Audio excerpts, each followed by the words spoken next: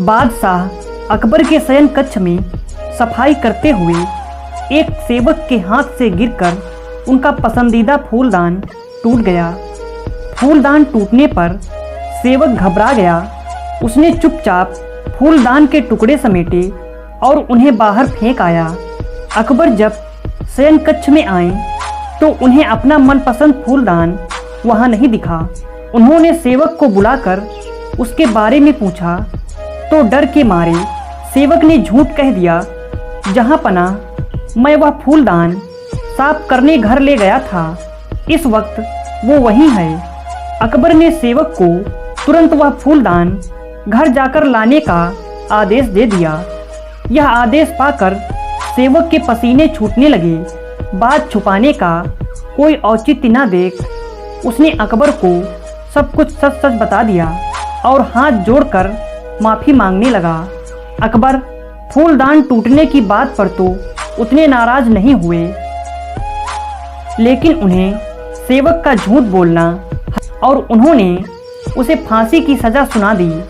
सेवक गिड़गिड़ाता रहा, लेकिन अकबर ने उसकी एक न सुनी। अगले दिन अकबर ने दरबार में इस विषय को चर्चा का मुद्दा बनाया और दरबारियों से पूछा, क्या आप में से किसी ने कभी झूठ बोला है?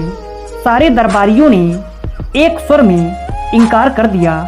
जब अकबर ने बीरबल से पूछा तो बीरबल बोला, जहां पनाह हर इंसान कभी न कभी झूठ बोलता है। मैंने भी बोला है। मुझे लगता है कि जिस झूठ से किसी को नुकसान न पहुंचे उसे बोलने में कोई बुराई नहीं है। बीरबल की बात सुनकर अकबर गुस्सा हो गए। उन्होंने उसे फांसी की सजा तो नहीं सुनाई, किंतु उसे अपने दरबार से निकाल दिया। बीरबल तुरंत दरबार छोड़कर चला गया। उसे अपनी चिंता नहीं थी, किंतु बिना बात के सेवक का फांसी पर चढ़ जाना उसे गंवारा नहीं था। वह उसे बचाने की युक्ति सोचने लगा। कुछ सोच विचार के उपरांत उसने घर की जगह सुनार की दुकान की राह पकड़ ली। सुनार को उसने सोने से धान की बाली बनाने को कहा। अगली सुबह सुनार ने बीरबल को सोने की बनी धान की बाली बनाकर दे दी, जिसे लेकर बीरबल अकबर के दरबार पहुंचा। दरबार से निकाले जाने के बाद भी वहां आने की बीरबल की हिमाकत को देखकर अकबर नाराज हुए, लेकिन बीरबल ने उन्हें अपनी बात सुनने के लिए किसी तरह राजी कर लिया। वह सोने की बनी धान की बाली अकबर को दिखाते हुए बोले, जहां पनाह एक बहुत ही महत्वपूर्ण बात आपको बतानी थी, इसलिए मुझे यहाँ आना पड़ा।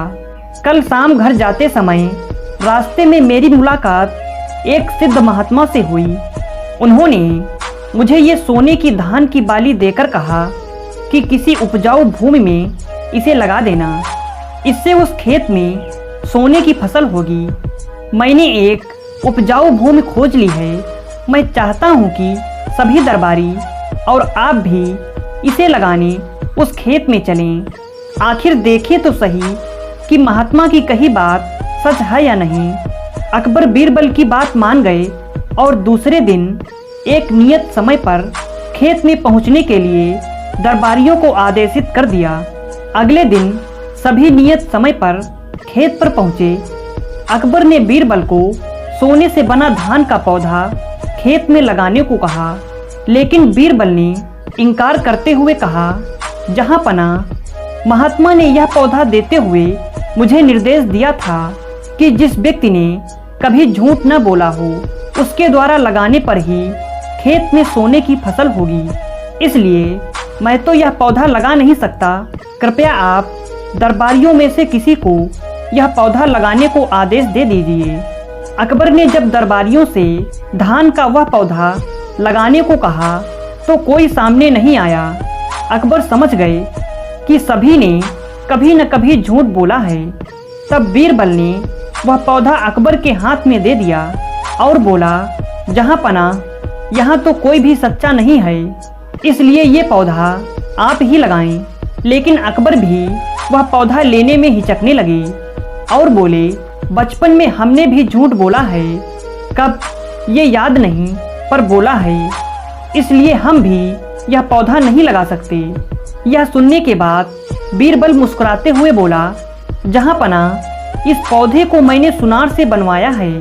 मेरा उद्देश्य मात्र आपको यह समझाना था कि दुनिया में लोग कभी न कभी झूठ बोलते हैं। जिस झूठ से किसी का बुरा ना हो वह झूठ झूठ नहीं है। अकबर बीरबल की बात समझ गए थे।